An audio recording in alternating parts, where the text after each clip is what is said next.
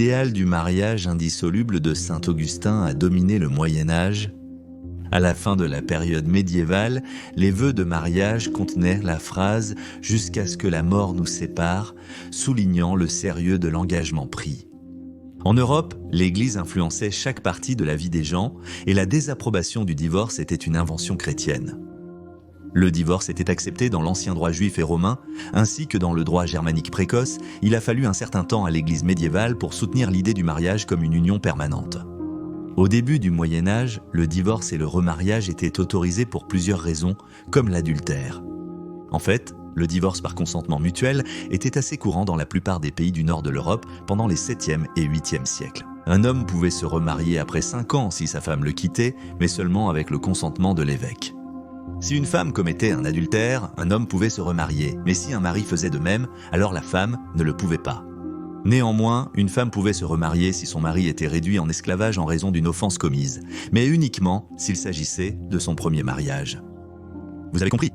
Les hommes et les femmes dont le partenaire avait été capturé ou enlevé par un ennemi pouvaient également se remarier.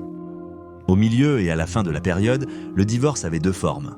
Un couple pouvait choisir entre la séparation, évitant le partage du lit et de la table, ou l'annulation du mariage, considéré comme invalide depuis le début. Avec une séparation, le couple restait marié et ne pouvait pas se remarier jusqu'au décès de l'autre conjoint. Les familles nobles avaient pour coutume d'arranger les mariages. C'était généralement les hommes ou les frères de la mariée qui l'échangeaient contre des terres ou des richesses. Une fois qu'un accord entre les 2 parties était conclu à l'étape des fiançailles, les couples pouvaient réellement se rencontrer. Cela était suivi d'une forme de cérémonie de mariage. La mariée était remise avec sa dot et un grand banquet était organisé. Dans les familles aisées et de haut rang, les festivités, avec alcool et nourriture, pouvaient s'étendre sur plusieurs jours. Ce n'est qu'au XIIe siècle que le clergé s'est impliqué dans les négociations ou la cérémonie elle-même, à moins que le mariage ne soit royal. Dans toute l'Europe, au début du Moyen-Âge, le nouveau couple recevait un cadeau du père du marié, connu sous le nom de cadeau de deuil. C'était une contribution à leurs finances. Plus tard, il est devenu courant que les hommes arrangent des rencontres avec des filles qui seraient échangées contre un prix de la mariée. Ensuite, les filles seraient achetées par la famille du marié en échange d'argent, de biens ou même d'un simple cheval selon la richesse ou la pauvreté de la famille. Au XIe siècle, le prix de la mariée a été remplacé par la dot, où c'était maintenant la famille de la mariée qui prenait la responsabilité de présenter à leur fille un cadeau lors de ses fiançailles. Aux Pays-Bas, en Angleterre et dans le nord de la France, cela est devenu une partie de la cérémonie de mariage présentée à la porte de l'église. Plus le couple était pauvre, plus les négociations étaient de courtes, mais une fois les discussions terminées et les fiançailles annoncées, les célébrations pouvaient avoir lieu. Le 6 janvier 1114 à Worms, en Allemagne, l'impératrice Mathilda d'Angleterre, 12 ans, a épousé l'empereur romain germanique Henri Cernien. Leurs fiançailles avaient été proclamées à Utrecht aux Pays-Bas 4 ans plus tôt. Il y avait trop d'invités au mariage pour être comptés, mais la liste comprenait 5 ducs, 30 évêques et 5 archevêques. Des bouffons et des jongleurs ont diverti et de nombreux cadeaux ont été offerts au couple. Au nord de la France, au début du XIIe siècle, Arnold the Dieu d'Ardray a épousé Gertrude. Leur mariage a duré 3 jours, avec festins, boissons, jeux et musique. Le mariage de la princesse Euraca de Léon et Castille avec le roi Garcia Radmir IV de Navarra a eu lieu au milieu des années 30 du XIe siècle. C'était une affaire si somptueuse que la mariée avait une escorte militaire. Les hommes appréciaient les tournois équestres, ainsi que les combats de cochons et de taureaux. Le couple a reçu des cadeaux coûteux, y compris de nombreux plats en or et en argent, ainsi que des mules mâles et femelles chargées de richesses royales. Évidemment, tous n'étaient pas de sang royal. Pour le paysan de l'Europe médiévale, la vie était assurément plus ardue que pour la noblesse. Mais dans le monde de l'amour et de la cour, ils avaient un peu plus de chance, car ils pouvaient se marier par amour, bien qu'avec l'autorisation de leur seigneur. Les paysannes se mariaient généralement bien plus tardivement que les femmes de haute naissance. Dès leur plus jeune âge, elles devaient de travailler pour la famille à la maison, et ce, aussi longtemps que possible. En Angleterre, au début du XIIIe siècle, une amende connue sous le nom de merché devait être payée au seigneur du manoir lors du mariage d'un serf. Les Français avaient une taxe similaire. De nombreuses femmes paieraient cela elles-mêmes, plutôt que de compter sur les fonds de leurs pères, frères ou futurs maris. Il faudrait beaucoup de temps pour économiser pour un tel paiement, ce qui pourrait également expliquer pourquoi les femmes paysannes se mariaient plus tard que les filles nobles. Les couples des classes inférieures se rencontreraient lors de festivals, marchés ou même dans leur propre village, y trouvant un partenaire approprié. Si un couple non marié était surpris à avoir des relations sexuelles, une amende appelée légavit était infligée, mais seule la femme était condamnée à payer, pas l'homme. Malgré toutes ces célébrations de l'amour et de la romance, les choses tournaient parfois mal, et la séparation et le divorce étaient là parfois inévitables. Les couples mariés étaient obligés de consentir aux demandes sexuelles de leur partenaire, qu'ils soient d'humeur ou non. Le droit canonique imposait les relations sexuelles dans le mariage. Si l'un des époux était incapable ou refusait d'avoir des relations sexuelles, le mariage pouvait être considéré comme illégal. En droit, les hommes comme les femmes pouvaient accuser leur conjoint d'être impuissant afin de dissoudre un mariage non consommé. Souvent, la femme exprimait son désir de maternité et l'incapacité de son mari à y répondre. Pour mettre fin à son mariage, une femme pouvait prétendre que son mari ne remplissait pas ses devoirs conjugaux, le divorce étant difficile. Mais le tribunal, conscient de la tromperie, n'accepterait pas une plaidoirie d'impuissance sans preuve. La seule façon pour un homme de prouver qu'il pouvait remplir ses obligations charnelles était d'obtenir une érection, tout en étant observé par plusieurs experts juridiques. Un examen physique des parties génitales de l'homme était effectué par des femmes honnêtes, qui vérifièrent la couleur, la forme et le nombre du membre de l'homme. Les femmes étaient également embarrassées. Elles devaient être examinées gynécologiquement pour prouver qu'elles étaient toujours intactes et que le mariage n'avait pas été consommé. On leur demandait d'uriner sur demande car on pensait à tort que les femmes ne pouvaient pas accomplir cette fonction corporelle si leur hymen était toujours là. Les hommes devaient de pouvoir éjaculer et les femmes uriner sur demande pour que leurs vœux soient considérés comme valides. Les couples étaient interrogés sur chaque aspect de leur vie amoureuse, même sur leur position sexuelle. Et même si un homme admettait qu'il était impuissant, il devait le faire corroborer par des témoins. Au Moyen-Âge, en Europe, l'Église dictait les lois. Et le sexe pour le plaisir était jugé comme un péché. Les relations sexuelles étaient uniquement liées à la procréation, le sexe excessif et les positions autres que la missionnaire étaient considérées comme immoraux. Si on pouvait prouver lors d'un procès qu'un homme avait forcé sa femme à adopter ces positions lubriques qui ne conduiraient pas à une grossesse, cela pourrait également être un motif de divorce. Il y avait des moments où un juge voulait plus de preuves et exigeait un procès par un congrès. Cela signifiait qu'un mari et sa femme devaient tenter d'avoir des rapports sexuels devant plusieurs spectateurs.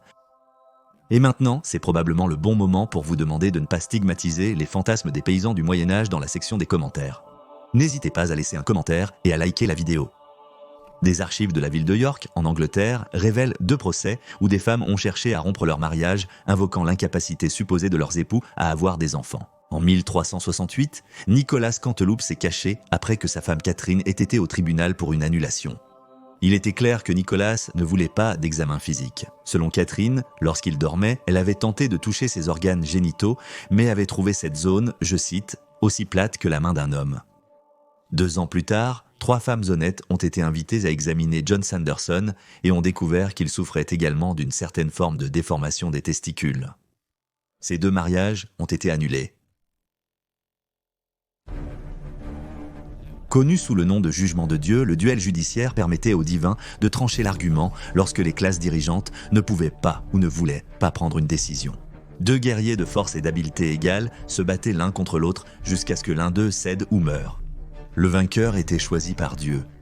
Toute tentative d'influencer le résultat du concours, que ce soit en utilisant un adversaire beaucoup plus fort ou par d'autres moyens, était censée provoquer la colère divine. L'embauche d'un champion était contre les règles, mais la pratique avait souvent lieu. Dans bien des cas, le jugement par combat servait à rendre justice. Au Moyen-Âge tardif, il y avait 2 sortes de combats judiciaires. Le duel de loi, combattu par des civils dans les affaires civiles et criminelles, et le duel de chevalerie. Bien que le duel de chevalerie ait commencé pendant le règne d'Édouard III, il n'est devenu populaire qu'à la fin du XIVe siècle, lorsqu'il était généralement combattu par des nobles pour une accusation de trahison. En 1306, le roi Philippe VI de France a entrepris des cérémonies pour le pari de bataille. Il a énuméré 4 critères à respecter pour qu'un duel judiciaire soit autorisé. 1. Le crime doit avoir eu lieu. 2. Il doit s'agir d'un crime capital tel que le meurtre, le viol ou la trahison. 3. L'accusé doit être suffisamment soupçonné du crime. Et 4. Toutes les autres voies légales ont déjà été épuisées et la seule méthode de condamnation restante était la preuve par son propre corps.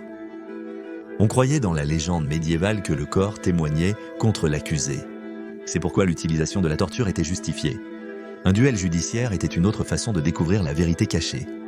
C'était une façon de tester un serment, car chaque combattant jurait qu'il était le seul à dire la vérité. De toute évidence, l'un d'eux mentait, mais qui ? Au Moyen-Âge, le duel était un moyen public et concluant de répondre à cette question.